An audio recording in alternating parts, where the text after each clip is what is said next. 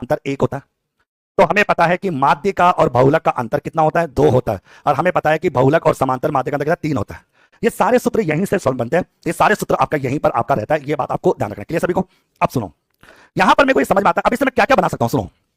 मैं यहां पर एक तो ये कह सकता हूं कि आपको बताओ, यहां पर ये कह दूं कि समांतर माध्य और माध्यिका का जो अंतर है ना, समांतर माध्य और माध्यिका का जो अंतर है ना, वो आपका 1/2 होता है माध्यिका और बहुलक का। ये बात सही है कि गलत है? आया ना?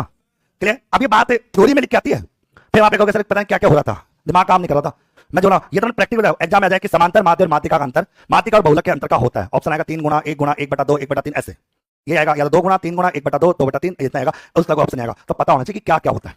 हम जानते हैं कि समांतर माध्य और माध्यिका जो होती है वो माध्यिका और बहुलक की आधी होती है। कहने का मतलब हुआ, अगर मैं तुमसे पूछूं कि बताओ माध्यिका और बहुलक अगर 50 है, माध्यिका और बहुलक का अंतर अगर 50 है, तो समांतर माध्य और माध्यिका का अंतर कितना होगा? 25 होगा। कितना होगा? 25 होगा। आई बात?